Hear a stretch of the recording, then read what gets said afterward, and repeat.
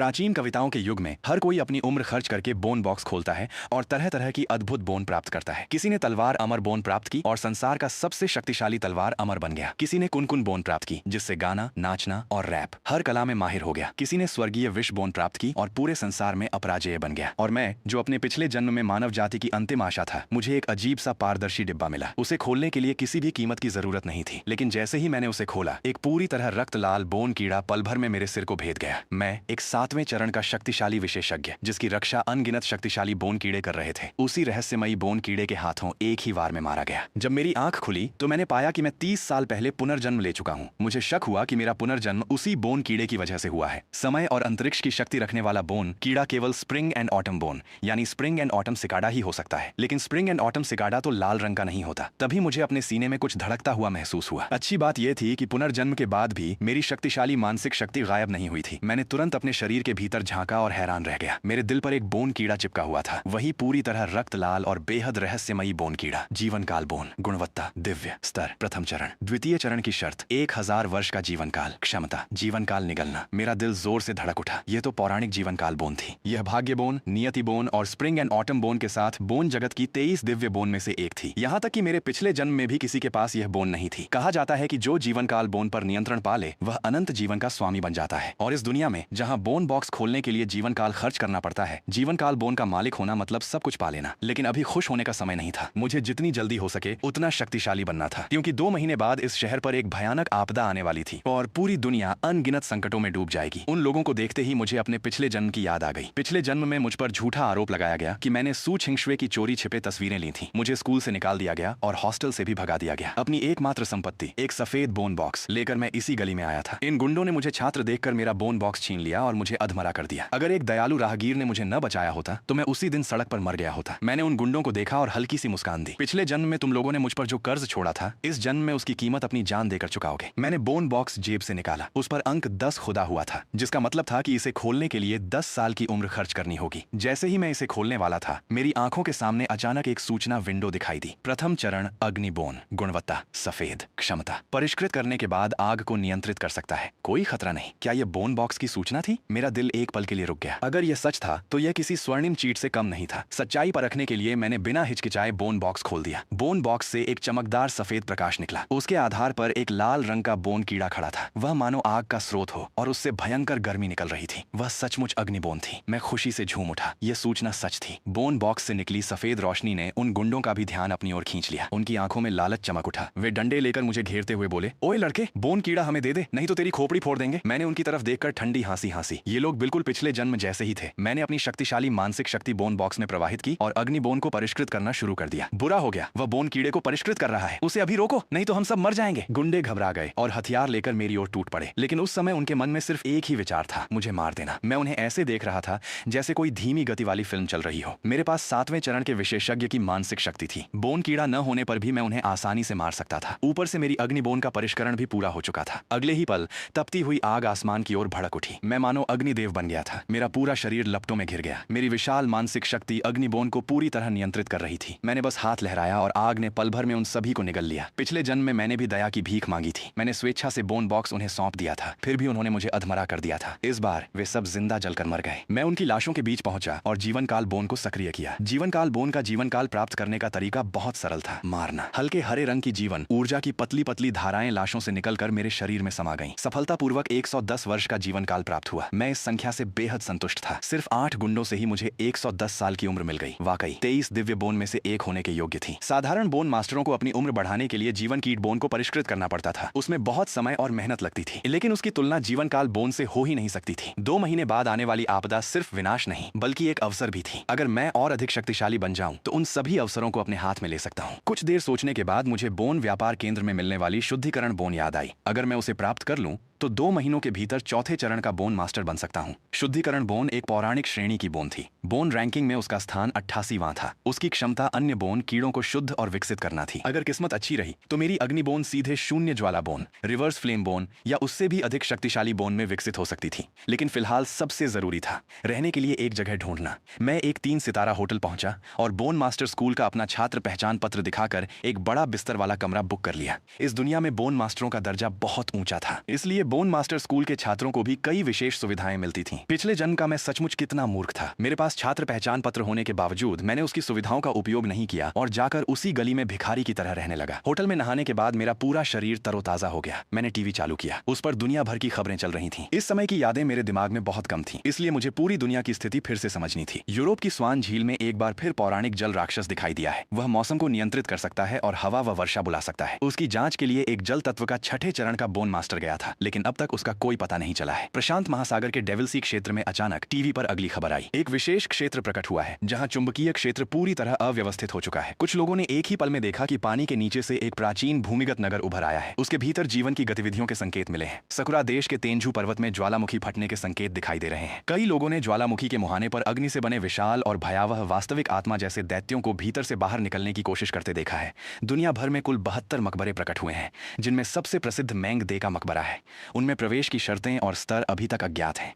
मैं समाचार देखते हुए गहरी सोच में पड़ गया। स्वान झील, डेविल सी और तेंजू पर्वत, पिछले जन्म में ये सभी अत्यंत खतरनाक स्थान थे, लेकिन मेंग दे के 72 मकबरे एक बहुत बड़ा अवसर थे। 6 महीने बाद एक ही दिन उन सभी 72 मकबरों के द्वार अचानक खुल जाएंगे। उनमें से केवल एक ही असली होगा। जो भी उसमें प्रवेश करेगा उसे विरासत प्राप्त होगी और वह पूर्वी हान राजवंश के अंतिम काल के मेंग दे को जगा सकेगा। लेकिन उस समय जिन बोन मास्टरों ने उस असली मकबरे में प्रवेश किया था, उन्होंने मेंग दे को जगाने के बजाय उसे हमेशा के लिए सोने दिया, क्योंकि कोई भी यह दांव खेलने की हिम्मत नहीं कर पाया। किसी को नहीं पता था कि पुनर्जीवित होने के बाद मेंग दे मानव जाति के लिए वरदान बनेगा या अभिशाप, लेकिन मैं जानता था मेंग दे के पुनर्जीवित होने के बाद वो पूरी दुनिया की रक्षा करेगा। इस दुनिया के वे सभी प्रतिभाशाली युवा भी समय से पहले मारे नहीं जाएंगे। इस जन्म में मेंग बॉस को भी बाहर आकर थोड़ा खेलने का मौका देना चाहिए। मैंने मन ही मन निर्णय लिया। दुकान में रखी नीली गुणवत्ता वाली विकास बोन हासिल करने के लिए मैंने पहले अपने पिछले जन्म का एक छोटा सा अवसर वापस लेने का फैसला किया। पिछले जन्म में भागते समय मुझे यूनहे शहर के बाहरी इलाके में एक पुराने पेड़ के नीचे दबा हुआ हरा बोन बॉक्स मिला था। एक हरे बोन बॉक्स की बाजार कीमत 1 लाख चांदी के सिक्के थी, इस पहली पूंजी के साथ।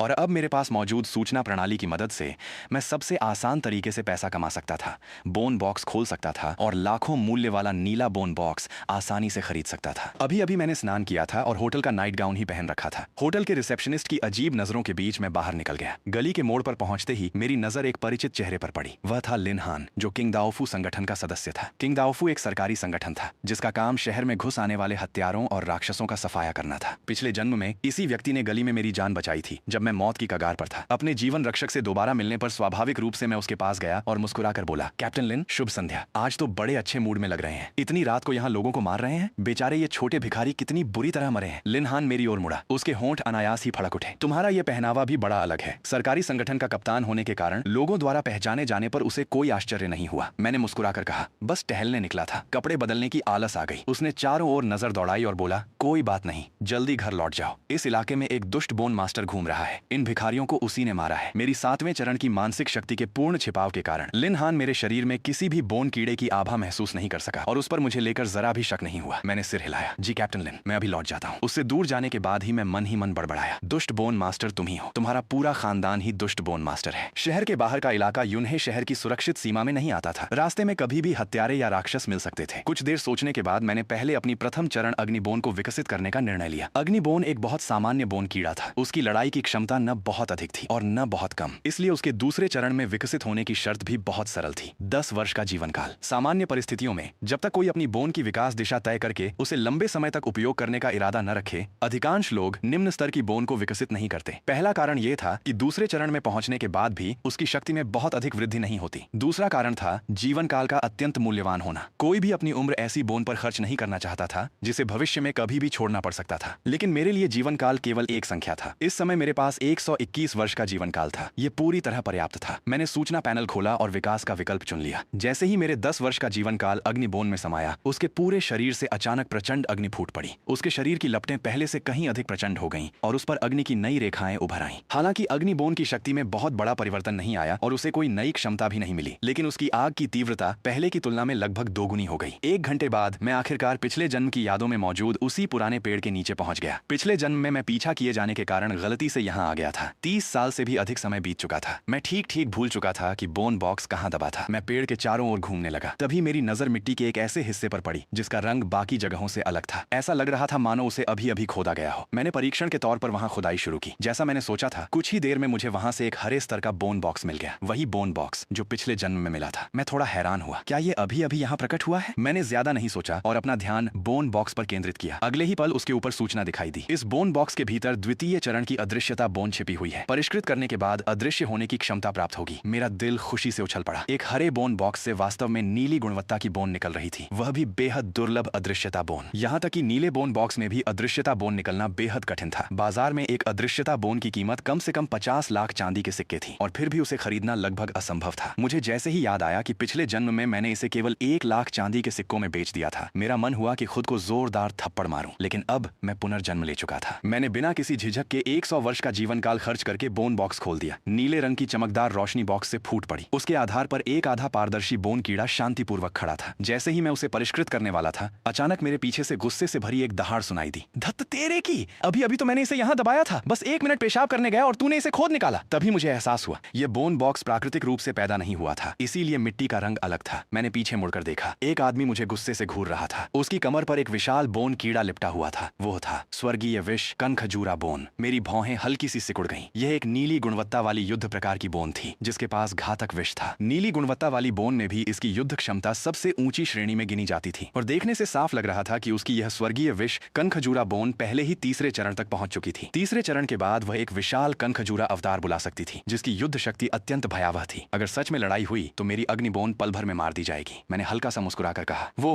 मैं समझा सकता हूँ। अगर मैं कहूँ कि यह सिर्फ एक संयोग था, क्या तुम विश्वास करोगे? मैं थोड़ा सा असहज हो गया। ऐसा लग रहा था जैसे चोरी करते हुए रंगे हाथों पकड़ा गया हूँ। संयोग? संयोग तेरे बाप का। बता, तू कब से मेरा पीछा कर रहा है? गंजे आदमी की आंखों में क्रूरता झलक रही थी। उसके शरीर से जबरदस्त हत्या की मंशा निकल रही थी। अगर मेरी मानसिक शक्ति इतनी प्रबल न होती कि वह मेरी असली ताकत का अंदाजा न लगा पाता तो वह बहुत पहले मुझ पर हमला कर चुका होता। मेरे होंठ हल्के से फड़क उठे। मैं तुम्हारा पीछा क्यों करूंगा? ये सचमुच सिर्फ एक संयोग है। संयोग है? तो फिर अभी उसी वक्त वह बोन बॉक्स मुझे वापस कर दे, नहीं तो मुझे बेरहम होने का दोष मत देना। ये कहते ही उसके पीछे एक विशाल तियान वुगोंग का प्रेत रूप प्रकट हो गया। एक ठंडी और दुष्ट आभा सीधे मेरी ओर दबाव बनाने लगी। स्पष्ट था कि उसने भी अभी अभी वह नीली रोशनी देख ली थी। उस विशाल प्रेत रूप को देखकर मेरी आंखें हल्की सी सिकुड़ गईं। वाकई यह तीसरे चरण का तियान वुगोंग बोन था। हालांकि उसका शरीर अभी पूरी तरह हरा नहीं हुआ था और उसमें जहरीले पंजे भी विकसित नहीं हुए थे, यानी वह अभी चौथे चरण तक नहीं पहुंचा था। गंजा आदमी बुरी तरह चौंक गया। उसे उम्मीद नहीं थी कि मैं एक नजर में तियान वुगोंग बोन को पहचान लूंगा। इतना ही नहीं, मैंने उसकी विशेषताएं भी बता दी। आज तक उसने कभी नहीं सुना था कि किसी और ने भी तियान वुगोंग बोन को परिष्कृत किया हो। उसने हर विकास अपने दम पर एक एक कदम करके खोजा था। उसने मुझे घूरते हुए पूछा, तू आखिर है कौन? तुझे तियान वुगोंग बोन के बारे में कैसे पता? मैंने बेपरवाही से कहा, सिर्फ नीली गुणवत्ता वाला तियान वुगोंग बोन ही तो है, इसके बारे में जानना क्या कोई बड़ी बात है? सामान्य। गंजे आदमी के चेहरे पर काली लकीरें पड़ गईं। तियान वुगोंग बोन मिलने के बाद उसने इंटरनेट पर न जाने कितनी जानकारी खोजी थी, लेकिन कोई उपयोगी सूचना नहीं मिली। उसने ऑनलाइन पोस्ट करके मदद भी मांगी थी, लेकिन लोग उल्टा उससे पूछने लगे कि तियान वुगोंग बोन आखिर होता क्या है। उस दिन के बाद से उसे लगने लगा था कि शायद पूरी दुनिया में सिर्फ उसी के पास यह बोन है, और आज पहली बार उसने किसी और के मुंह से तियान वुगोंग बोन का नाम सुना था। हालांकि वो बेहद हैरान था, फिर भी उसने अपने मन की जिज्ञासा को दबा लिया। जानता है तो क्या हुआ? अगर बोन बॉक्स वापस नहीं करेगा तो मुझे मजबूरन तुझ पर हाथ उठाना पड़ेगा। मैंने शांत स्वर में कहा, यह असंभव है। यह बोन बॉक्स मैंने पेड़ के नीचे से खोदा है। यह प्राकृतिक बोन बॉक्स है। गंजा आदमी गुस्से से कांपने लगा। उसने मन ही मन फैसला कर लिया, पहले लड़ाई होगी, बाकी बातें बाद में।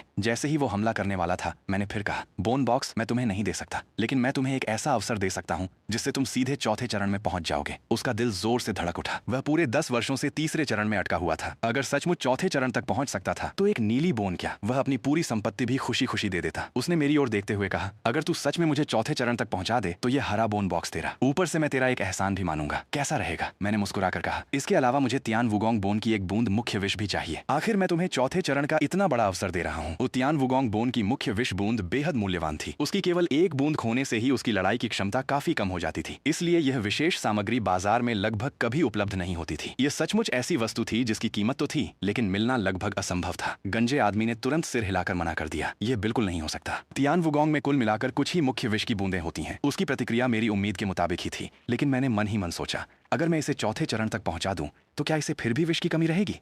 जैसे ही उसने चौथे चरण का नाम सुना, उसका शरीर हल्का सा कांप गया। अगर वह सचमुच चौथे चरण में पहुंच जाता तो सारी विष बूंदें दे देने में भी उसे कोई नुकसान नहीं था, क्योंकि चौथे चरण के बाद जो भी कमी होती वह अपने आप पूरी हो जाती। कुछ देर सोचने के बाद वह मान गया, अगर तू सच में मुझे चौथे चरण तक पहुंचा सकता है तो मैं तुझे विष दूंगा, लेकिन पहले तरीका बता। मैंने शांत स्वर में कहा, तियान वुगोंग बोन के चौथे चरण की आधिकारिक शर्त एक बैंगनी गुणवत्ता वाली विष घास और 3000 वर्ष का जीवन काल है। सही? उसका दिल फिर से जोर से कांप उठा। यह वही जानकारी थी जो स्वर्गीय मार्ग के सूचना पैनल में दर्ज थी, और यह जानकारी केवल उसी व्यक्ति को मिल सकती थी जिसके पास पहले से तीसरे चरण का तियान वुगोंग बोन हो। मैंने बिना भाव बदले आगे कहा, तुम भी जानते हो कि यह तरीका बेहद कठिन है। विष घास जहरीले गुणों वाले अधिकांश उच्च स्तरीय विकासों की मुख्य सामग्री है।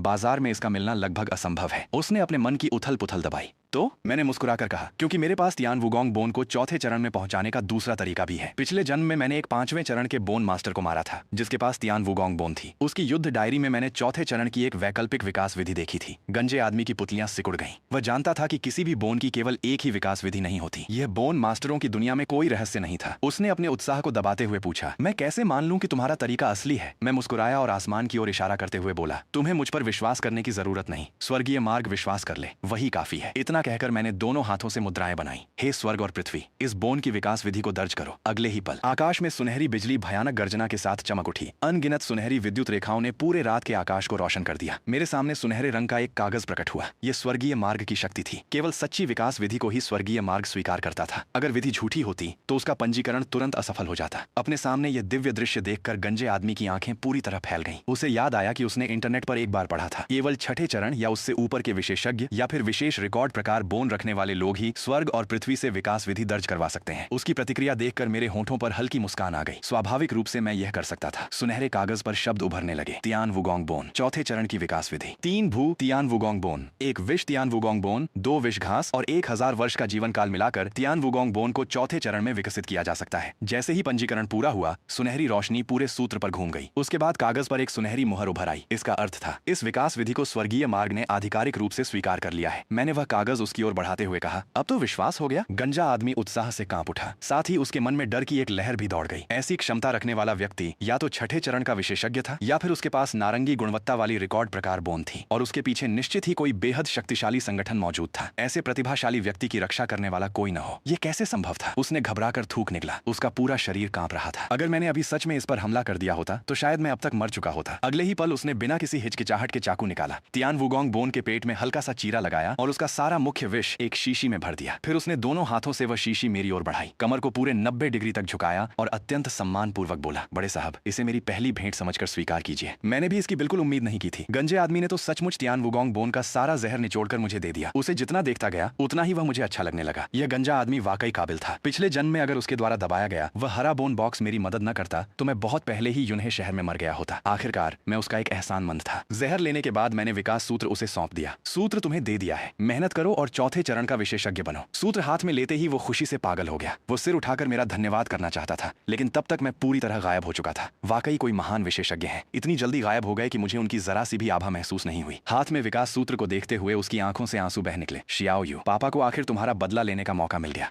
लेकिन गंजा आदमी ये नहीं जानता था कि मैं वास्तव में गया ही नहीं था, मैं बस अदृश्य हो गया था। इतनी देर में मैं पहले ही अदृश्यता बोन को पूरी तरह परिष्कृत कर चुका था। मैंने मन ही मन सोचा, लगता है इस गंजे आदमी की भी कोई दर्द भरी कहानी है। यह सूत्र देना उसके एहसान का बदला चुकाना ही समझो। मैं शिनलान शहर की बोन मार्केट स्ट्रीट पहुंचा। पूरी सड़क लगभग 1500 मीटर लंबी थी। यहाँ बोन मास्टरों की जरूरत की लगभग हर चीज खरीदी जा सकती थी। इस बार मेरा केवल एक ही लक्ष्य था, ज्यादा से ज्यादा बोन बॉक्स खोलना। जितनी अधिक शक्तिशाली बोन मिलेंगी उतनी जल्दी मेरी ताकत बढ़ेगी। इस समय मेरे पास कुल 3 बोन थी। सर्वोच्च लाल गुणवत्ता वाली जीवन काल बोन, नीली गुणवत्ता वाली अदृश्यता बोन, सफेद गुणवत्ता वाली अग्नि बोन। लेकिन इन तीनों के गुण आपस में मेल नहीं खाते थे। वे मिलकर किसी भी तरह का विशेष प्रभाव पैदा नहीं कर सकती थी। इसके अलावा मैंने अभी तक स्वर्गीय मार्ग में आधिकारिक रूप से अपनी बोन मास्टर रैंक का पंजीकरण भी नहीं कराया था। इसलिए सख्ती से कहूं तो मैं अभी एक साधारण बोन मास्टर भी नहीं था, पहले चरण का भी नहीं। मुझे सबसे अधिक जिज्ञासा इस बात की थी कि मेरे पास पिछले जन्म के 7वें चरण की मानसिक छाप मौजूद है। अगर मैं दोबारा पहले चरण तक पहुंचूंगा तो क्या स्वर्गीय मार्ग मुझे फिर से पुरस्कार देगा? स्वर्गीय मार्ग के पुरस्कार केवल हर चरण में पदोन्नति के समय ही मिलते हैं और वे पुरस्कार अक्सर अत्यंत दुर्लभ होते हैं। उनमें से कई तो वास्तविक दुनिया में किसी भी कीमत पर प्राप्त नहीं किए जा सकते। सोचते सोचते मैं एक बोन बॉक्स की दुकान में पहुंच गया। एक बेहद आकर्षक महिला सेल्स गर्ल तुरंत मुस्कुराते हुए मेरे पास आई। आदरणीय ग्राहक, आपका स्वागत है। क्या आपको किसी गाइड की आवश्यकता है? मैंने हाथ हिलाकर मना कर दिया। जरूरत नहीं। वह समझदार थी, वह तुरंत पीछे हट गई। आखिर कोई भी समझदार व्यक्ति किसी बोन मास्टर के पीछे जबरदस्ती नहीं पड़ता जब तक कि उसे अपनी उम्र बहुत ज्यादा न लगने लगे। दुकान की अलमारियों पर अधिकांश सफेद और धूसर बोन बॉक्स रखे थे। केवल बीच के सबसे महत्वपूर्ण हिस्से में एक नीला बोन बॉक्स रखा था। मैंने अपनी दृष्टि उन सभी बोन बॉक्स पर केंद्रित की। तुरंत एक एक करके सूचनाएं दिखाई देने लगी। धूसर बोन बॉक्स, इसके अंदर बेकार मिट्टी का ढेर है, पोषण इतना कम है कि इसमें फूल भी नहीं उगेंगे। सफेद बोन बॉक्स, इसके अंदर गोबर का एक बड़ा ढेर है, खोलते ही बदबू से बेहाल हो जाओगे। सफेद बोन बॉक्स, इसके अंदर एक जल बूंद बोन है, सफेद गुणवत्ता की सबसे साधारण युद्ध प्रकार बोन। धूसर बोन बॉक्स, इसके अंदर एक विषैला मधुमक्खी जैसा जीव है, इसकी गति बेहद तेज है, खोलते ही तुम घायल हो सकते हो, यहाँ तक कि मर भी सकते हो। सफेद बोन बॉक्स, इसके अंदर मृत्यु बोन है, इसे खोलते ही तुम उसी क्षण मर जाओगे। जितना अधिक मैं देखता गया मेरे चेहरे के भाव उतने ही अजीब होते गए। मैं मन ही मन बुदबुदाया, क्या इस दुकान के मालिक के पूर्वजों की कब्र किसी ने खोद खोद दी थी। इतने सारे बोन बॉक्स में लगभग हर एक किसी न किसी नकारात्मक प्रभाव वाला था। सबसे हैरानी की बात यह थी कि एक सफेद बोन बॉक्स में भी मृत्यु बोन छिपी हुई थी। मृत्यु बोन, बोन बॉक्स की दुनिया की सबसे भयानक बोन। इससे अधिक खतरनाक कोई नहीं। आमतौर पर यह केवल नीले या उससे ऊंचे स्तर के बोन बॉक्स में ही मिलती थी। हर बोन बॉक्स खोलने वाले के लिए यह सबसे बड़ा दुःस्वप्न थी। जिस क्षण मृत्यु बोन बाहर आती, उसी क्षण वह सक्रिय हो जाती और सामने वाला व्यक्ति बिना किसी प्रतिरोध के वहीं मर जाता। मैंने कुछ देर सोचा, फिर आगे बढ़कर वह सफेद बोन बॉक्स उठा लिया जिसमें मृत्यु बोन थी। अगर इसका सही उपयोग किया जाए तो यह दुश्मनों के लिए एक बेहद घातक सरप्राइज साबित हो सकती थी। इसके बाद मैंने जल बूंद बोन वाला सफेद बोन बॉक्स भी उठा लिया। जल बूंद बोन की कीमत अग्नि बोन के बराबर थी, लगभग 3 लाख चांदी के सिक्के। अगर मैं अग्नि बोन और जल बूंद बोन दोनों को तीसरे चरण से ऊपर विकसित कर दूं, तो फिर उन्हें आपस में मिलाने की कोशिश कर सकता था। हालांकि दोनों देखने में एक दूसरे के बिल्कुल विपरीत थी। आग और पानी एक दूसरे के दुश्मन लगते थे, लेकिन यही विरोधी शक्तियां बेहद कम संभावना के साथ मिलकर एक और अधिक शक्तिशाली बोन बना सकती थी। हरे स्तर की जल, अग्नि बोन, पानी और आग के सम्मिलित होने से उसकी युद्ध क्षमता अत्यंत भयानक हो जाती थी। इसके बाद मैं हरे और नीले बोन बॉक्स वाले हिस्से में पहुंचा। मैंने अपनी किस्मत फिर आजमाई। एक बार फिर असंख्य सूचनाएं मेरी आंखों के सामने उभरने लगी। हरा बोन बॉक्स, इसके अंदर एक बड़ा सॉसेज है, धूसर गुणवत्ता का स्वादिष्ट युद्ध राशन। हरा बोन बॉक्स, इसके अंदर वृद्धावस्था की शक्ति है, खोलते ही तुम तुरंत बूढ़े हो जाओगे और 20 वर्ष का जीवन काल खो दोगे। हरा बोन बॉक्स, इसके अंदर एक बीमारी है, इसे खोलने पर तुम गंभीर रोग से ग्रस्त हो जाओगे। बस कुछ ही बॉक्स देखकर मेरे सिर पर काली लकीरें पड़ गईं। मैंने मन ही मन सोचा, क्या इस दुकान का मालिक जन्मजात अपशकुनी है? बुढ़ापा, बीमारी, दुर्भाग्य, ऐसे बोन बॉक्स जिन्हें देखकर कुत्ता भी सिर हिलाकर चला जाए, वह सब खरीद कर ले आया था। कोई आश्चर्य नहीं कि दुकान पूरी तरह सुनसान थी, एक भी ग्राहक नहीं था। अगर मेरे पास यह सूचना देखने की क्षमता न होती तो शायद मैं जिंदा इस दुकान से बाहर भी नहीं निकल पाता। मैंने धैर्य रखते हुए सभी बॉक्स देखे। आखिरकार मुझे कुछ अच्छे बोन बॉक्स मिल ही गए। एक में 10,000 वर्ष वाला जीवन कीट था। उसे परिष्कृत करने पर सीधे 10,000 वर्ष का जीवन काल मिल सकता था। साधारण बोन मास्टरों के लिए जीवन काल बढ़ाने का यही एकमात्र तरीका था। उसकी कीमत कम से कम 1 करोड़ चांदी के सिक्के थी। एक नीली गुणवत्ता की तीर बोन भी थी, उच्च आक्रमण क्षमता वाली युद्ध प्रकार बोन। उससे हत्या करना केवल एक विचार भर की दूरी पर था। उसकी कीमत कम से कम 50 लाख चांदी के सिक्के थी। इसके अलावा एक हरी गुणवत्ता की विद्युत बोन भी थी, जिसकी कीमत लगभग 8 लाख चांदी के सिक्के थी। मैं कुल 9 बोन बॉक्स लेकर भुगतान काउंटर पर पहुंचा। एक नीला बोन बॉक्स 10 लाख, 5 हरे बोन बॉक्स 50 लाख, 3 सफेद बोन बॉक्स 3 लाख, कुल मिलाकर 9 बोन बॉक्स की कीमत। इस समय मेरे कार्ड में 30 लाख चांदी के सिक्के थे, पूरी तरह पर्याप्त। असल में यहाँ आने से पहले मैं तियान वुगोंग बोन के जहर की एक बूंद बेचकर पैसे जुटाने वाला था, लेकिन रास्ते में मेरी मुलाकात एक तीसरे चरण की महिला बोन मास्टर से हुई, जिसकी बोन गंभीर रूप से घायल थी। मैंने अपने 7वें चरण की मानसिक शक्ति से उसकी बोन का उपचार कर दिया। उसने मुझे उपचार शुल्क के रूप में सीधे 30 लाख चांदी के सिक्के दिए। उसी समय मुझे कमाई का एक और तेज तरीका भी समझ में आ गया। बोन मास्टरों के लिए बोन की योजना बनाना, उपयुक्त संयोजन सुझाना और उनकी समस्याओं का निदान करना हमेशा से एक अलग पेशा रहा है। प्रसिद्ध विशेषज्ञ तो केवल परामर्श के लिए ही करोड़ों चांदी के सिक्कों से कम नहीं लेते थे, और मैं कभी 7वें चरण का विशेषज्ञ रह चुका था। बोन कीड़ों के बारे में मेरा ज्ञान वास्तविक अर्थों में एक महान गुरु के स्तर का था। मैंने पूछा, वैसे क्या आपकी दुकान बोन कीड़े भी खरीदती है? सेल्स गर्ल ने तुरंत जवाब दिया, जी सर, हम सभी बोन कीड़ों को बाजार की मानक कीमत पर खरीदते हैं। क्या आपके पास बेचने के लिए अतिरिक्त बोन कीड़े हैं? मैंने सिर हिलाया। मैंने तय किया कि इन 9 बोन बॉक्स में से जो 2 बोन कीड़े मेरे किसी काम के नहीं हैं, उन्हें बेच दूंगा। आखिर मेरे पास दिव्य नेत्र था। अगर मुझे बोन बॉक्स खोलने के लिए भी पैसे की चिंता करनी पड़े तो ये मेरे लिए शर्म की बात होती। असल में मेरी योजना थी कि बोन बॉक्स खरीदने के बाद मैं गरीबों वाली बस्ती में घूमूं और कुछ अत्यंत दुष्ट भिखारों से थोड़ा बहुत जीवन काल भी इकट्ठा कर लूं। लेकिन अब मेरे पास 10,000 वर्ष वाला जीवन कीट था। फिलहाल उन्हें एक और दिन जीने देता हूं। इस समय मेरे पास 111 वर्ष का जीवन काल बचा था। इतना एक सफेद बोन बॉक्स खोलने के लिए पर्याप्त था। मैंने सफेद बोन बॉक्स उठाया। जैसे ही उसमें 10 वर्ष का जीवन काल डाला, बॉक्स से तेज सफेद प्रकाश फूट पड़ा। मेरे सामने एक मोटा सा बोन कीड़ा दिखाई दिया। उसके शरीर पर मांस की 10 गोलाकार परतें थीं। हर परत 1000 वर्ष के जीवन काल का प्रतीक थी। पास खड़ी सेल्स गर्ल ने अपना मुंह दोनों हाथों से ढक लिया। वह उत्साह से लगभग उछल पड़ी। 10,000 वर्ष वाला जीवन कीट! ये सचमुच 10,000 वर्ष वाला जीवन कीट है। सर, आपकी किस्मत तो कमाल की है। पूरा 1 महीना हो गया। आखिरकार हमारी दुकान से किसी ने कुछ अच्छा निकाला है। मेरे होंठ हल्के से फड़क गए। तुम्हारी दुकान से पूरे 1 महीने से कोई अच्छी चीज नहीं निकली? वह बार बार सिर हिलाने लगी। हाँ बिल्कुल, पिछले 1 महीने में जो भी ग्राहक हमारी दुकान में आया वह बुरी तरह घाटे में गया। यहाँ तक कि 2 ग्राहक तो दुकान के अंदर ही मर गए। एक ग्राहक ने विस्फोट बोन निकाली और वहीं उड़ गया। दूसरे ने दुर्भाग्य बोन निकाली, दुकान से बाहर निकलते ही फिसल गया और कुत्ते के गोबर में घुटकर मर गया। जितना सुनता गया उतना ही मुझे अजीब लगता गया। मैं मन ही मन सोचने लगा, इस दुकान के मालिक के पूर्वजों की कब्र किसी ने जरूर खोदी होगी। ये तो हद से ज्यादा अपशकुनी था। 1 महीना बिना किसी अच्छी चीज के निकल गया, ऊपर से 2 लोग मर भी गए। मेरी अजीब नजरों को देखकर सेल्स गर्ल ने फिर जल्दी से अपना मुंह ढक लिया। वो शायद अब हमारी दुकान की बदकिस्मती खत्म हो गई है। देखिए ना, आपने तो 10,000 वर्ष वाला जीवन कीट निकाल लिया। इसकी कीमत कम से कम 1 करोड़ चांदी के सिक्के है। वह घबराते हुए बोली, सर आप बाकी बोन बॉक्स वापस तो नहीं करेंगे? उसके दिल में घबराहट साफ दिखाई दे रही थी। अगर दुकान के मालिक को पता चल गया कि उसकी बातों की वजह से 15 लाख चांदी के सिक्कों के बोन बॉक्स वापस हो गए तो वह उसे जरूर डांटेगा, शायद नौकरी से भी निकाल देगा। मैं मुस्कुराया और सिर हिलाया। चिंता मत करो, मैं उन्हें वापस नहीं करूंगा। हो सकता है मुझसे पहले आने वाले लोग सारे खराब बॉक्स चुनकर ले गए हों, अब सिर्फ अच्छे बॉक्स ही बचे हों। 10,000 वर्ष वाले जीवन कीट को परिष्कृत करने के बाद मैंने एक हरा बोन बॉक्स उठाया। जैसे ही उसमें 100 वर्ष का जीवन काल डाला, बॉक्स से तेज हरी रोशनी फूट पड़ी। उसके बाद बिजली से घिरा हुआ एक बोन कीड़ा मेरे सामने प्रकट हुआ। यह दृश्य देखकर सेल्स गर्ल पूरी तरह स्तब्ध रह गई। विद्युत बोन, इसकी बाजार कीमत 8 लाख चांदी के सिक्के है। सर, आपने फिर से कमाल कर दिया। क्या सचमुच हमारी दुकान की बदकिस्मती खत्म हो गई? वह इतनी खुश हुई कि अगले ही पल खुशी से उछल पड़ी। वाह, अब मैं अभागी दुकान की सेल्स गर्ल नहीं रही। आज से यह दुकान भाग्यशाली दुकान कहलाएगी। इसके बाद मैंने लगातार 3 और हरे बोन बॉक्स खोले। पहले बॉक्स से निकली हरी गुणवत्ता की भंडारण बोन। इसमें सामान रखा जा सकता था। उसका भंडारण स्थान केवल 1 घन मीटर था। बाजार कीमत 15 लाख चांदी के सिक्के। दूसरे बॉक्स से निकली हरी गुणवत्ता की सौंदर्य बोन। इसे परिष्कृत करने के बाद कोई भी लड़की और अधिक सुंदर हो जाती थी और इसमें किसी प्रकार की प्लास्टिक सर्जरी का कोई निशान नहीं रहता था। बाजार कीमत 10 लाख चांदी के सिक्के। तीसरे बॉक्स से निकली हरी गुणवत्ता की शक्ति बोन। इसे परिष्कृत करने पर शारीरिक शक्ति बढ़ जाती थी। बाजार कीमत 8 लाख चांदी के सिक्के। सेल्स गर्ल तो ये सब देखकर पूरी तरह सुन्न पड़ गई। उत्साह से उसका पूरा शरीर कांप रहा था। वह मन ही मन सोच रही थी, क्या दुकान के सारे खराब बोन बॉक्स पहले ही बिक चुके हैं? अब तो सिर्फ उच्च गुणवत्ता वाले अच्छे बॉक्स ही बचे हैं। क्या मुझे भी अपनी सारी बचत लगाकर एक बोन बॉक्स खरीद लेना चाहिए? बाकी बचे बोन बॉक्स मैंने घर जाकर खोलने का फैसला किया। अगर मैं यहीं बहुत सारे बॉक्स खोलता रहा तो लोगों को मुझ पर शक होने लगता। मैंने शक्ति बोन और सौंदर्य बोन काउंटर पर रख दी। इन दोनों बोन की बाजार कीमत कितनी है? सेल्स गर्ल ने तुरंत उत्तर दिया, सर, सौंदर्य बोन 10 लाख की है, शक्ति बोन 8 लाख की है। कुल मिलाकर 18 लाख चांदी के सिक्के। ये कहते समय उसकी आंखों में ईर्ष्या साफ दिखाई दे रही थी। मैंने बोन बॉक्स खरीदने में केवल 15 लाख चांदी के सिक्के खर्च किए थे, लेकिन अब दुकान को उल्टा मुझे 18 लाख चांदी के सिक्के देने पड़ रहे थे। यानी मुझे सीधा 3 लाख चांदी के सिक्कों का लाभ हो गया। और मेरे पास अभी भी 1 करोड़ कीमत वाला 10,000 वर्ष जीवन कीट और एक अभी तक न खोला गया नीला बोन बॉक्स भी था। मैं सचमुच भाग्य का बादशाह था। सेल्स गर्ल मुस्कुराकर बोली, सर, दोबारा आने के लिए आपका बहुत बहुत धन्यवाद। आप मेरी जिंदगी के सबसे भाग्यशाली ग्राहक हैं। मैं आपको हमेशा याद रखूंगी। मैंने हल्की मुस्कान के साथ कहा, तुम मुझे जरूर याद रखोगी। इसके बाद मैं कुछ और दुकानों में भी घूम आया। वहां से मुझे 2 और अच्छे बोन कीड़े मिले। पहली, नीली गुणवत्ता की गुरुत्वाकर्षण बोन,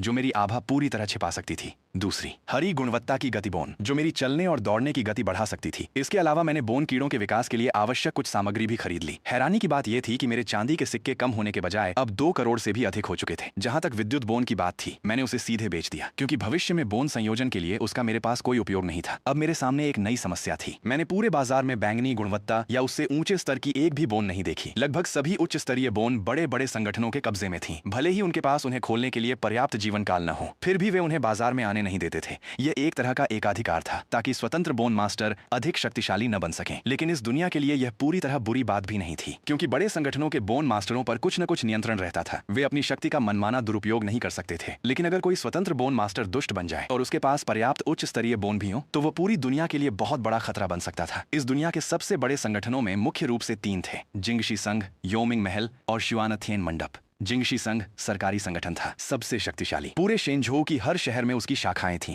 उसके पास सबसे अधिक संसाधन और सबसे ऊंचा दर्जा था। लेकिन उसकी सबसे बड़ी कमी भी यही थी, वह अत्यधिक निस्वार्थ था। अगर कभी किसी बड़े राक्षस या हत्यारे का हमला होता, तो सबसे अंत में पीछे हटने वाला संगठन वही होता। यानी सबसे अधिक खतरा भी उसी को उठाना पड़ता। जहां तक योमिंग महल और शिवानथेन मंडप का सवाल था, उनकी सबसे बड़ी समस्या ये थी कि सारे उच्च स्तरीय बोन मास्टर ही सब कुछ नियंत्रित करते थे। नीचे के लोगों को अगर कोई शक्तिशाली बोन बॉक्स या बोन मिल भी जाए, तो भी वह वास्तव में उनकी नहीं रहती थी। पिछले जन्म में केवल उच्च स्तरीय बोन पाने के लिए मैं भी जिंगशी संघ में शामिल हुआ था, लेकिन उस तरह का निस्वार्थ बलिदान वह तो कोई पागल ही करेगा। हालांकि इस समय मेरे लिए उससे भी अधिक महत्वपूर्ण काम, इस समय मेरे लिए सबसे जरूरी चीज थी अपनी ताकत बढ़ाना, क्योंकि केवल ताकत होने पर ही किसी की बात सुनी जाती है। अब मेरे पास सारी आवश्यक सामग्री और बोन कीड़े मौजूद थे। अब समय आ गया था कि मैं जल अग्नि बोन का संलयन करूं। इस समय मेरे पास कुल 8 बोन कीड़े थे। लाल गुणवत्ता की जीवन काल बोन, नीली गुणवत्ता की अदृश्यता बोन, आभा छिपाने वाली बोन और बलवान बोन, हरी गुणवत्ता की तीव्र गति बोन और भंडारण बोन, सफेद गुणवत्ता की अग्नि बोन और जल बूंद बोन। इन 8 बोन कीड़ों का संयोजन काफी संतुलित था। इनमें आक्रमण और रक्षा दोनों की क्षमता थी। साथ ही कुछ विशेष योग्यताएं और उपाय भी मौजूद थे। अगर मैं अभी स्वर्गीय मार्ग में अपनी रैंक का मूल्यांकन करवाता, तो उसका स्तर निश्चित ही कम नहीं होता। इनमें सबसे महत्वपूर्ण थी अदृश्यता बोन और आभा छिपाने वाली बोन। इन दोनों की वजह से मेरी जीवित बचने की क्षमता बहुत बढ़ गई थी। साथ ही छिपकर घुसपैठ करने और हत्या करने की शक्ति भी मिल गई थी। अगर इन्हें बलवान बोन के साथ जोड़ा जाए, तो मैं एक उत्कृष्ट हत्यारा बन सकता था। जरा कल्पना करो, मैं पहले अदृश्य हो जाऊं, फिर अपनी पूरी आभा छिपा दूं चुपचाप लक्ष्य के पीछे पहुंचूं और बलवान बोन से उसके सिर पर एक ही वार कर दूं। ऐसे हमले को कौन झेल पाएगा? अगर सामने वाला तैयार न हो तो चौथे चरण का बोन मास्टर भी वहीं ढेर हो जाएगा। लेकिन मुझे हत्यारा बनने में कोई रुचि नहीं थी। छिपकर मारने से ज्यादा मुझे सामने से कुचल देने का आनंद पसंद था। इसलिए इस समय मेरी सबसे बड़ी प्राथमिकता थी अग्नि बोन और जल बूंद बोन। अगर मैं पहले इन दोनों को चौथे स्तर तक विकसित कर दूं और उसके बाद उनका संलयन करूं तो मुझे सीधे चौथे स्तर की जल अग्नि बोन मिल जाएगी। हरी गुणवत्ता की बोन में जल अग्नि बोन सर्वोच्च स्तर की युद्ध तत्व बोन मानी जाती थी। जैसे ही वह चौथे स्तर पर पहुंचेगी मेरी युद्ध क्षमता कई गुना बढ़ जाएगी। इस तरीके से संलयन करने पर बहुत सारी सामग्री भी बच जाएगी और शुरुआती कमजोर चरण भी आसानी से पार हो जाएगा। यह सोचकर मैंने तुरंत स्वर्गीय मार्ग का सूचना पैनल खोला। मैंने अग्निबोन चुनी और विकास पर क्लिक किया। क्या आप अग्निबोन को विकसित करना चाहते हैं? आवश्यक सामग्री: एक ज्वाला बोन, 100 वर्ष का जीवन काल। मैंने बिना किसी हिचकिचाहट के हाँ चुन लिया। जैसे ही ज्वाला बोन और जीवन काल गायब हुए, जीवन काल की शक्ति के साथ एक प्रचंड गर्म ऊर्जा अग्निबोन के शरीर में समा गई। क्षण भर में उसकी आभा उग्र हो उठी। साथ ही उसका पूरा शरीर तेजी से विकसित होने लगा। कुछ ही देर बाद उसके शरीर से भयानक अग्नि विस्फोट हुआ। लपटों ने सीधे होटल के कमरे की छत तक जला डाली। मैंने शांत भाव से उसे जलते हुए देखा। जलने दो, वैसे भी मैं जल्द ही ये होटल छोड़ने वाला हूँ। कुछ समय बाद तीसरे स्तर की अग्निबोन का विकास पूरा हो गया। मैंने बिना रुके फिर से विकास शुरू कर दिया, मेरे 7वें चरण की मानसिक शक्ति की सहायता से। हालांकि इसमें थोड़ा अधिक समय लगा, लेकिन अंत में विकास सफल रहा। अब मेरे सामने चौथे स्तर की सफेद गुणवत्ता वाली अग्निबोन थी। उसकी शक्ति अब किसी पहले स्तर की नीली युद्ध बोन से भी कम नहीं थी। लेकिन ये अभी भी मेरी सीमा नहीं थी। मैंने अपनी नजर अब जल बूंद बोन पर डाली। उग्र स्वभाव वाली अग्निबोन के विपरीत जल बूंद बोन का स्वभाव बेहद शांत था, इसलिए उसका विकास कहीं अधिक आसान था। सिर्फ 1 मिनट बाद जल बूंद बोन भी सफलतापूर्वक चौथे स्तर तक पहुंच गई। लेकिन इसकी कीमत मुझे चुकानी पड़ी। 1100 वर्ष का जीवन काल। इतना जीवन काल खर्च करके मेरे दिल में हल्का दर्द हुआ। अगर मेरे पास जीवन काल बोन न होती जो लगातार जीवन काल निगल सकती थी, तो मैं कभी भी 2 साधारण सफेद गुणवत्ता वाली बोन पर इतना जीवन काल खर्च नहीं करता। दोनों का विकास पूरा हो चुका था। मैंने उन्हें देखकर मुस्कुराते हुए कहा, अब तुम दोनों को इससे भी कठिन परीक्षा देनी होगी। संलयन शुरू करने से पहले मैंने अग्निबोन और जल बूंद बोन को कई दर्जन जीवित कीड़े खिलाए। आखिर संलयन की 90% संभावना असफल होने की थी और असफलता का अर्थ था मृत्यु। अगर मरने से पहले भी उन्हें पेट भर खाना न मिले तो यह सचमुच बहुत दुखद होता। हालांकि जल अग्निबोन केवल हरी गुणवत्ता की बोन थी, लेकिन चौथे स्तर की जल अग्निबोन की क्षमता में गुणात्मक परिवर्तन आ जाता था। यह कुछ उस ऑटो चेस गेम जैसा था जो मैं पहले खेला करता था, जहां एक 3 सितारा सफेद नायक कई बार एक सितारा नीले या यहां तक कि बैंगनी नायक से भी अधिक शक्तिशाली हो जाता था। इसके बाद मैंने फिर से स्वर्गीय मार्ग का सूचना पैनल खोला। संलयन शुरू करने से पहले मैंने उसमें कई ऐसी औषधियां भी मिलाई जो जल और अग्नि की विरोधी शक्तियों को संतुलित कर सकती थी। साथ ही मेरी मानसिक शक्ति भी लगातार सहायता कर रही थी। इससे संलयन की बहुत कम सफलता संभावना भी थोड़ी बढ़ सकती थी। अगले ही पल एक चमकदार प्रकाश गोला प्रकट हुआ। उसने अग्निबोन और जल बूंद बोन दोनों को अपने भीतर समा लिया। दोनों बोन कीड़े साफ तौर पर घबरा गए। फिर उन्हें मानो समझ आ गया कि क्या होने वाला है। उन्होंने एक दूसरे की ओर देखा। उनकी आंखों में केवल क्रोध और शत्रुता थी। आखिर पानी और आग स्वभाव से ही एक दूसरे के विरोधी थे। अब उन्हें जबरदस्ती एक बना दिया जा रहा था। स्वाभाविक था कि वे इसका विरोध करें। इसी कारण पिछले जन्म में भी जल अग्निबोन बेहद दुर्लभ थी। उसी समय मेरे द्वारा पहले से तैयार की गई औषधियों ने अपना प्रभाव दिखाना शुरू किया। प्रकाश गोले के भीतर एक शांत और कोमल संतुलन शक्ति फैलने लगी। वह धीरे धीरे अग्निबोन और जल बूंद बोन के बीच टकराती शक्तियों को शांत करने लगी। मैंने भी तुरंत अपनी मानसिक शक्ति सक्रिय की। मैं लगातार दोनों बोन कीड़ों को शांत करता रहा। धीरे धीरे उनके शरीर गैस में बदलने लगे और फिर वे दोनों पूरी तरह एक दूसरे में विलीन हो गए। आखिरकार मेरे सामने एक बिल्कुल नया बोन कीड़ा प्रकट हुआ। बधाई हो, संलयन सफल रहा। आपको हरी गुणवत्ता की दुर्लभ बोन जल अग्नि बोन प्राप्त हुई। जल अग्नि बोन के शरीर का आधा हिस्सा नीला था और आधा लाल। उसके भीतर पानी और आग की शक्तियां पूर्ण संतुलन में मौजूद थीं। मेरे मन में भी अपार उत्साह भर गया। मैंने तुरंत उसका सूचना पैनल खोला। बोन कीड़ा जल अग्नि बोन गुणवत्ता हरी, स्तर 4, क्षमता जल और अग्नि, कौशल 1, प्रवाहित जल अग्नि धुआं। यह अत्यधिक गर्म जल अग्नि धुआं छोड़ सकती है। इस धुएं में अत्यधिक तापमान होने के साथ साथ पानी का गुण भी मौजूद रहता है। यदि कोई इससे जल जाए तो उसके शरीर पर लगातार बहने, भीगने और नमी का प्रभाव बना रहता है। ये साधारण आग की तरह आसानी से बुझाई नहीं जा सकती। कौशल 2, उबलता जल भीषण अग्नि द्वारा अत्यधिक गर्म किया गया उच्च ताप वाला उबलता जल। इस उबलते जल में अग्नि के सभी गुण मौजूद रहते हैं। उच्च तापमान, भीषण गर्मी और निरंतर जलने की क्षमता। कौशल 3, जल वाष्प विस्फोट पानी और आग की शक्ति को अत्यधिक दबाकर प्रयोग करना। पानी और आग लगातार आपस में मिलकर संकुचित होते रहते हैं, जिससे वे अस्थिर हो जाते हैं और अंत में एक भयंकर विस्फोट होता है। जल अग्नि अस्थि की जानकारी देखकर मैंने संतोष से सिर हिलाया। तीनों कौशल क्षेत्रीय एओई प्रभाव वाले थे। एक बार इन्हें इस्तेमाल किया जाए तो दुश्मनों की पूरी भीड़ एक साथ मारी जा सकती थी। ये सोचकर मेरा फिर से कत्लेआम करने का मन होने लगा। अब अस्थि योद्धा की स्वर्गीय रैंकिंग करने का समय था। स्वर्गीय रैंकिंग के बाद अस्थि योद्धाओं को तरह तरह के स्वर्गीय पुरस्कार मिलते हैं। यहाँ तक कि दुर्लभ प्रतिभाएं और उच्च श्रेणी की अस्थियां भी प्राप्त हो सकती हैं। मुझे भी नहीं पता था कि मेरी रैंक क्या आएगी, क्योंकि मानसिक शक्ति रैंकिंग के दायरे में शामिल नहीं थी। मैंने मंत्र मुद्रा बनाई और एक सुनहरी रोशनी मेरे शरीर पर चमक उठी। जांच जारी। प्रथम स्तर की लाल श्रेणी की आयु अस्थि पाई गई। इसकी विशेष प्रकृति को देखते हुए इसे रैंकिंग चयन में शामिल नहीं किया जाएगा। प्रथम स्तर की नीली श्रेणी की अदृश्यता, अस्थि, छिपाव अस्थि और मजबूत अस्थि पाई गई। उत्कृष्ट गुणवत्ता और बेहतरीन संयोजन। मूल्यांकन। प्रथम स्तर का अस्थि योद्धा हत्यारे असैसिन के मार्ग पर चल सकता है। चौथे स्तर की हरी श्रेणी की जल अग्नि अस्थि पाई गई। इसकी युद्ध क्षमता अत्यंत शक्तिशाली है। मूल्यांकन जारी। मूल्यांकन। द्वितीय स्तर का अस्थि योद्धा। अंतिम परिणाम। द्वितीय स्तर का अस्थि योद्धा। आपने जंप रैंकिंग पूरी कर ली है और लगातार 2 स्तरों की छलांग लगाई है। इस रैंकिंग के आधार पर आपको 2 स्वर्गीय पुरस्कार प्राप्त होंगे। प्रथम स्तर का स्वर्गीय पुरस्कार। कोहरे का व्यक्ति मिस्ट वॉकर उपाधि। यह उपाधि आपकी स्वर्गीय नियति को छिपाएगी, कारण परिणाम कर्म को ढक देगी, ताकि इस संसार का कोई भी मनुष्य या देवता आपके पिछले और अगले जन्म का पता न लगा सके।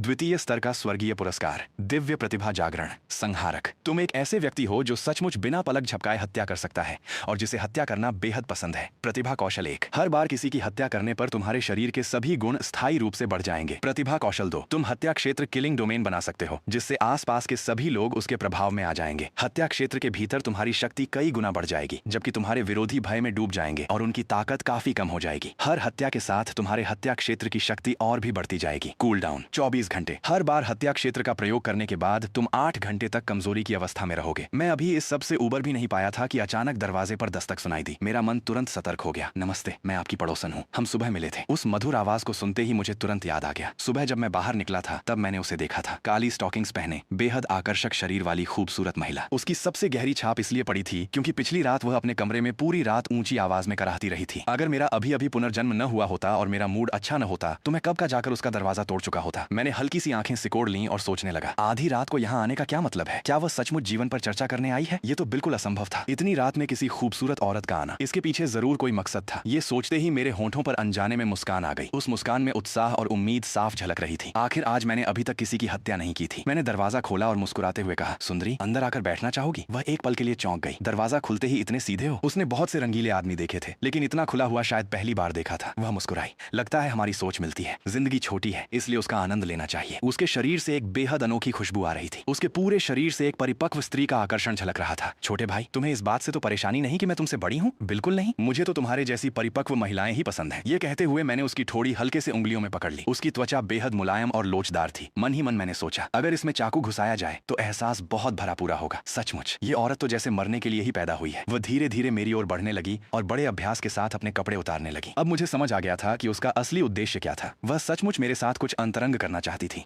लेकिन इसकी वजह मेरा चेहरा नहीं था। उसके शरीर में एक विशेष अस्थि कीट था। कामना अस्थि, लस्ट बोन, नीली श्रेणी। हर बार स्त्री पुरुष संबंध के बाद यह अस्थि कीट विकसित होता था। यही इसका विकास करने का तरीका था। जब तक यह प्रक्रिया चलती रहती, ये पूर्ण अवस्था तक पहुंच सकता था। जैसे ही वह मुझ पर झपटी, मैं एक कदम बगल हट गया। क्या हुआ छोटे भाई? क्या मैं तुम्हें सुंदर नहीं लगी? मैंने शांत स्वर में कहा, सच कहूं तो तुम सुंदर हो, शरीर भी बेहतरीन है, लेकिन यह सुंदरता जिसे अस्थि कीट ने जबरदस्ती बनाया है, बेहद घिनौनी लगती है। मेरी प्रबल मानसिक शक्ति उसकी असली सूरत को साफ देख सकती थी। ऐसा लग रहा था मानो कोई बदसूरत औरत अपने चेहरे पर इंसानी चमड़ी का नकाब पहनकर खड़ी हो। उसे देखकर घिन आने लगी। मेरी बात सुनते ही उसका चेहरा विकृत हो गया। स्पष्ट था कि मैंने उसकी सबसे बड़ी कमजोरी पर चोट कर दी थी। मैं तो चाहती थी कि तुम्हें थोड़ा सुख मिले, लेकिन जब तुम खुद मौत बुला रहे हो तो मुझे दोष मत देना। अचानक उसके शरीर से एक अजीब सी शक्ति निकलने लगी। चारों ओर गुलाबी धुंध फैलने लगी। मेरी आंखें सिकुड़ गईं। जैसा मैंने सोचा था, कामना अस्थि। इसकी लड़ाई का तरीका ही विरोधी को मोहित करना था। जो भी इसके प्रभाव में आ जाता, वह तुरंत मधुर कामना के भ्रम में फंस जाता और अंत में उसी भ्रम के भीतर उसकी जीवन शक्ति पूरी तरह निचोड़ ली जाती। केवल एक सूखी लाश बचती। लेकिन मैं पूरी तरह शांत खड़ा रहा। मुझ पर इसका जरा भी असर नहीं हुआ। मेरे खिलाफ सुंदरता का इस्तेमाल करना सबसे मूर्खतापूर्ण तरीका था। चाहे मेरी मानसिक शक्ति न भी होती, मैं ऐसे घटिया भ्रम में कभी नहीं फंसता, क्योंकि मैं एक ठंडे दिल वाला निर्दयी राक्षस था।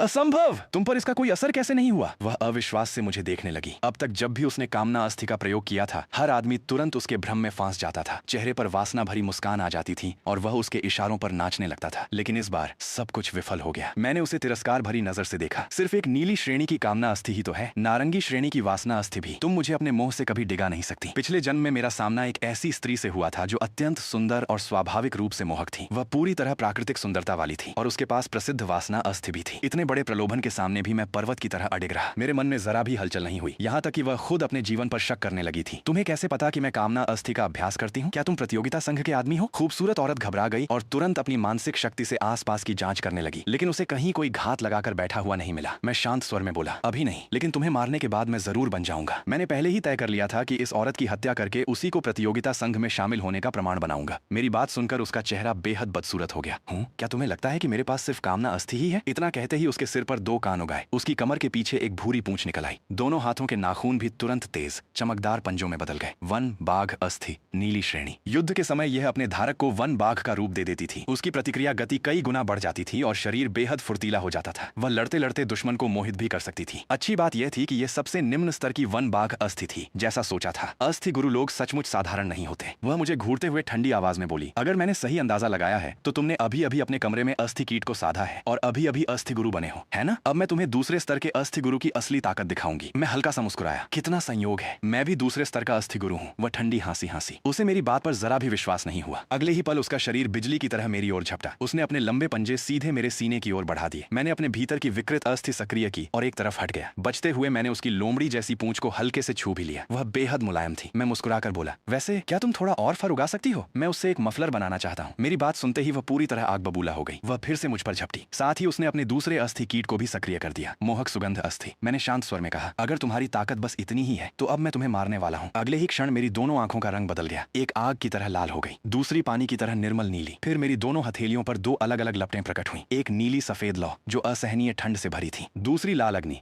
जो भयंकर गर्मी छोड़ रही थी। उस स्त्री के स्तब्ध चेहरे को देखकर मैं मुस्कुराया। यह पहली बार है जब मैं इस अस्थि कीट का युद्ध में प्रयोग कर रहा हूँ। मेरे पहले शिकार बनने का सौभाग्य तुम्हें मिला है। आशा करता हूँ तुम खुशी खुशी मरोगी। उस विचित्र दृश्य को देखकर खूबसूरत औरत सचमुच घबरा गई। उसकी छठी इंद्रिय लगातार चेतावनी दे रही थी कि यह चीज बेहद खतरनाक है। रुको, हम बात कर सकते हैं। लेकिन मैंने उसकी ओर बिल्कुल ध्यान नहीं दिया। इतनी मुश्किल से कोई खुद चलकर मेरे पास मरने आया था, मैं उसे कैसे जाने देता? मैंने दोनों हाथ धीरे धीरे एक दूसरे के पास लाए। जैसे ही दोनों लपटें आपस में मिली, मेरे हाथों से एक भयावह दबाव चारों दिशाओं में फैल गया। ऐसा लग रहा था जैसे किसी भी पल सब कुछ विस्फोट हो जाएगा। उस समय वह औरत डर से कांप रही थी। पागल, ये आदमी पागल है। क्या इसे अपनी जान की भी परवाह नहीं? वह पूरी तरह डर चुकी थी। मुड़कर खिड़की से भागने लगी, लेकिन अब बहुत देर हो चुकी थी। पानी और आग की शक्ति पूरी तरह एक हो चुकी थी। मैंने दोनों शक्तियों से बनी अग्निकमल उसकी ओर फेंक दी। वह भाग भी नहीं पाई थी कि जोरदार विस्फोट हुआ। पूरा कमरा धमाके से बुरी तरह तबाह हो गया। चारों ओर लाल और नीली लपटें फैल गईं। जहां तक उस औरत की बात थी, वह उसी क्षण मारी गई। उसके सारे आंतरिक अंग चकनाचूर हो गए। उसके बचने की कोई संभावना नहीं थी। मैं खुद भी हैरान रह गया। जल अग्नि विस्फोट की शक्ति इतनी भयानक है। बिखरे हुए कमरे को देखकर मेरे होंठ अनायास फड़क उठे। मैंने कसम खाई कि मेरा होटल उड़ाने का कोई इरादा नहीं था। यह सचमुच एक दुर्घटना थी। इसके बाद मैं उस औरत के शव के पास गया और उसकी आयु अवशोषित करने लगा। सफलतापूर्वक आयु अवशोषित हुई 1312 वर्ष। उसी समय मेरी दिव्य प्रतिभा संहारक भी सक्रिय हो गई। मेरी शक्ति, शारीरिक मजबूती और मानसिक शक्ति, सभी में कुछ न कुछ स्थायी वृद्धि हुई। फिर मैंने होटल का फोन उठाया और रिसेप्शन पर कॉल किया, ऊपर आकर मेरा कमरा बदल दीजिए। जब रिसेप्शन की लड़की ने कमरे की हालत देखी तो उसके पैर वहीं कांपने लगे। उसे पहले सुनाई दिया। वह भयंकर विस्फोट याद आ गया। उसके मन में डर और भी बढ़ गया। मैंने उसकी हैरानी भरी शक्ल देखकर भी जरा सी शर्म महसूस नहीं की। गलती से इस कमरे में आग लग गई। मेरा कमरा बदल दो। कमरे का जो भी नुकसान हुआ है उसकी भरपाई कोई और कर देगा। मैंने पहले ही प्रतियोगिता संघ में शामिल होने का फैसला कर लिया था, इसलिए ये झंझट भी वही लोग संभालेंगे। हालांकि मेरे बैंक खाते में अभी भी 2 करोड़ से ज्यादा थे, लेकिन मुफ्त में काम निकलवाने जैसी अच्छी आदत मैं छोड़ने वाला नहीं था। रिसेप्शन की लड़की का चेहरा पूरी तरह सफेद पड़ गया। उसने जल्दी जल्दी सिर हिलाया। जी सर। इसी मंजिल पर एक कमरा अभी साफ हुआ है। दाईं ओर तीसरा कमरा आपका है। उसका कार्ड दरवाजे पर लगा हुआ है। मैंने जाते जाते कहा, और हाँ, उस औरत को मैंने ही मारा है। अब तुरंत पुलिस को फोन करो, कहना कि यहाँ एक दुष्ट अस्थि गुरु आया है और प्रतियोगिता संघ से कुछ बड़े अधिकारियों को भेजे। मेरी बात सुनकर रिसेप्शन की लड़की अनायास पीछे मुड़ी। अगले ही पल उसकी भयभीत चीख पूरे होटल में गूंज उठी। मैंने भौहें सिकोड़ ली। चिल्ला क्यों रही हो? जल्दी जाकर पुलिस को फोन करो। उसने तुरंत अपना मुंह ढक लिया। मुझे देखने वाली उसकी आंखों में सिर्फ डर ही डर था। दुष्ट अस्थि गुरु। उसे पूरा विश्वास हो गया था कि मैं सचमुच एक दुष्ट अस्थि गुरु हूँ। मैंने होटल में एक औरत की हत्या कर दी थी और वो औरत बिना कपड़ों के पड़ी थी। उसने मन ही मन न जाने क्या क्या सोच लिया। वो घबरा कर वहां से भाग गई। उसे जाते हुए देखकर मुझे लगा शायद कहीं कुछ गड़बड़ हो गई है। वो कांपते हुए रिसेप्शन पहुंची और तुरंत पुलिस को फोन लगाया। हेलो, क्या ये प्रतियोगिता संघ है? यहाँ एक दुष्ट अस्थि गुरु है। उसने होटल का पूरा कमरा उड़ा दिया है। उसने एक औरत की भी हत्या कर दी है। वह औरत बिना कपड़ों के थी। शायद उसके साथ कुछ गलत भी हुआ है और उसी ने मुझे पुलिस को फोन करने के लिए कहा है। मुझे नहीं पता उसने कोई जाल बिछाया है या नहीं। कृपया जल्दी आइए, मुझे बचाइए। दूसरी ओर शिकायत मिलते ही प्रतियोगिता संघ पूरी तरह सतर्क हो गया। 4 विशेष दस्ते, चौथे स्तर के अस्थि योद्धा कप्तानों के साथ और उनके सभी सदस्य, कुल मिलाकर 100 से भी अधिक अस्थि योद्धा तुरंत रवाना हो गए। शहर के बीचों बीच होने की वजह से चाहे उन्हें जाल का शक ही क्यों न हो, उन्हें जाना ही था। यही प्रतियोगिता संघ का कर्तव्य था। उधर मैं आराम से बिस्तर पर लेटा हुआ समाचार देख रहा था। मुझे जरा भी अंदाजा नहीं था कि पूरे यून्हे शहर का प्रतियोगिता संघ मेरी ओर बढ़ चुका है। 5 मिनट बाद दर्जनों पुलिस गाड़ियां चारों दिशाओं से होटल की ओर दौड़ पड़ी। उनका नेतृत्व कर रहे थे वही व्यक्ति जिसने पिछले जन्म में मेरी जान बचाई थी, लिन हान। दुष्ट अस्थि गुरु के युद्ध का स्थान मिल गया है, होटल की 7वीं मंजिल। पहले से तय योजना के अनुसार मैं प्रथम दस्ते को लेकर अंदर जाऊंगा। बाकी सभी दस्ते आसपास घेरा बनाए रखें और किसी भी समय सहायता के लिए तैयार रहें। बहुत जल्दी वे उस कमरे में पहुंचे जहां मैं पहले ठहरा हुआ था। कमरे की बर्बादी देखकर अनुभवी लिन हान ने तुरंत निष्कर्ष निकाल लिया, यहाँ कामना अस्थि और जल अग्नि अस्थि दोनों की आभा मौजूद है। दुश्मन बहुत शक्तिशाली है, सब लोग सावधान रहें। वहां पड़ी लाश शायद पीड़िता की है, फिलहाल उसे छोड़ दो। पहले उस दुष्ट अस्थि गुरु को पकड़ते हैं। इसके बाद वे बहुत सावधानी से मेरे वर्तमान कमरे के बाहर पहुंचे। उसी समय मैंने दरवाजा खोल दिया और अपने हिसाब से सबसे विनम्र मुस्कान दिखाते हुए कहा, हेलो, शुभ संध्या। मेरी शक्तिशाली मानसिक शक्ति ने उनके आने का एहसास बहुत पहले ही कर लिया था। लिन हान और बाकी सभी लोग एक पल के लिए चौंक गए। उनके चेहरे तुरंत गंभीर हो गए। अनगिनत लड़ाइयों का अनुभव रखने वाले वे लोग अच्छी तरह जानते थे कि जब कोई दुश्मन मुस्कुराते हुए सामने आए तो अक्सर इसका मतलब होता है कि वह पहले ही कोई जाल बिछा चुका है। उन्होंने बिना किसी झिझक के एक साथ अपनी अस्थियां सक्रिय कर दी। उनके शरीर से रंग बिरंगी रोशनियां फूट पड़ी। अगले ही पल उन्होंने बिना किसी प्रतिरोध के मुझे काबू कर लिया। मैं पूरी तरह उलझ गया। रुकिए कप्तान लिन, आप लोग ये क्या कर रहे हैं? लिन हान ने आंखें हल्की सिकोड़ ली। कल रात तुम्हारा उस गली में दिखाई देना सचमुच कोई संयोग नहीं था। सोचा नहीं था कि तुम एक दुष्ट अस्थि गुरु इतनी गहराई तक छिपे हुए हो। मेरे होंठ अनायास फड़क उठे। मैं दुष्ट अस्थि गुरु हूँ? तभी टीम के एक सदस्य ने तुरंत कहा, कप्तान देखिए, इसने खुद ही मान लिया। ये सुनकर मुझे तो लगभग खून की उल्टी आने वाली थी। लिन हान ने मेरा चेहरा देखा तो उन्हें भी कुछ अजीब लगा। अगर मैं सचमुच दुष्ट अस्थि गुरु होता तो बिना विरोध किए इतनी आसानी से पकड़ा क्यों जाता? उन्होंने गंभीर स्वर में कहा, मैं तुम्हें 30 सेकंड देता हूँ, सब कुछ साफ साफ समझाओ। बेबस होकर मुझे आज रात की पूरी घटना शुरू से अंत तक बतानी पड़ी। मेरी बात सुनने के बाद सब लोग कुछ देर के लिए चुप हो गए। बिंग निंग, तुम जाकर घटनास्थल की जांच करो। कुछ ही देर बाद बिंग निंग वापस आ गई। कप्तान, वह औरत सचमुच दुष्ट अस्थि गुरु थी। उसके शरीर में कामना अस्थि, मोहक सुगंध अस्थि और वन बाघ अस्थि के अवशेष मिले हैं। जो कुछ उसने कहा सब सच है। लिन हान और बाकी लोगों के चेहरे पर तुरंत झिझक दिखाई दी। माफ करना, हमने तुम्हें गलत समझ लिया। उसी समय मुझे भी समझ आ गया कि यह सब क्यों हुआ। जरूर उस रिसेप्शन वाली लड़की ने गलत खबर फैला दी होगी। अचानक लिन हान को कुछ याद आया। तुमने जल अग्नि अस्थि को साध लिया है ना? शायद अब वह तीसरे स्तर की होगी। मैंने सिर हिलाया। हाँ, लेकिन तीसरे स्तर की नहीं, चौथे स्तर की। क्या? चौथे स्तर की जल अग्नि अस्थि। लिन हान और बाकी सभी लोग हैरान रह गए। जल अग्नि अस्थि बेहद विशेष मानी जाती थी। हरी श्रेणी की अस्थियों में इसकी युद्ध क्षमता लगभग सर्वोच्च स्तर पर थी। यहाँ तक कि तीसरे स्तर की कई नीली श्रेणी की युद्ध अस्थियां भी इसकी बराबरी नहीं कर पाती थी। लिन हान ने पूछा, क्या तुम्हारे पीछे कोई संगठन है? अगर तुम प्रतियोगिता संघ में शामिल होना चाहो तो इस दुष्ट अस्थि गुरु को मारने का पूरा श्रेय तुम्हें दिया जाएगा। संघ के भीतर मिलने वाले पुरस्कार भी बहुत अच्छे होते हैं। अगर तुम्हारे पीछे कोई संगठन है तब भी तुम उसके बारे में सोच सकते हो। जरूरत पड़ी तो मैं खुद उनसे बात करूंगा। आजकल प्रतियोगिता संघ में लोगों की भारी कमी थी। इतना शक्तिशाली और इतना युवा योद्धा, लिन हान उसे किसी भी कीमत पर खोना नहीं चाहते थे। हालांकि मैंने पहले ही प्रतियोगिता संघ में शामिल होने का फैसला कर लिया था, लेकिन अधिक लाभ पाने के लिए मैंने बाहर से पूरी शांति बनाए रखी। मैंने पूछा, अगर मैं प्रतियोगिता संघ में शामिल हो जाऊं तो मुझे क्या मिलेगा? वैसे भी मेरे पीछे कोई संगठन नहीं है। मेरी बात सुनकर लिन हान तुरंत बोले, तुम्हारी युद्ध क्षमता को देखते हुए संघ में शामिल होते ही मैं तुम्हें सीधे तीसरे स्तर का शुद्धिकर्ता नियुक्त करने का वादा कर सकता हूँ। हर महीने 10 नीली श्रेणी के अस्थि कोर या एक बैंगनी श्रेणी का अस्थि कोर मिलेगा, साथ ही 1 करोड़ रजत मुद्राएं भी। इसके अलावा आज की घटना का पूरा श्रेय भी तुम्हें मिलेगा। तुम्हें काफी मात्रा में योगदान अंक मिलेंगे। उन अंकों से तुम संघ के भीतर ऐसी चीजें खरीद सकोगे जो बाजार में उपलब्ध नहीं है। प्रतियोगिता संघ में शुद्धिकर्ताओं की रैंक 5 स्तरों में बांटी जाती थी। 5वां स्तर सबसे नीचे और पहला स्तर सबसे ऊंचा। पहले स्तर के ऊपर भी विशेष, सुपर और अल्ट्रा जैसी श्रेणियां थीं।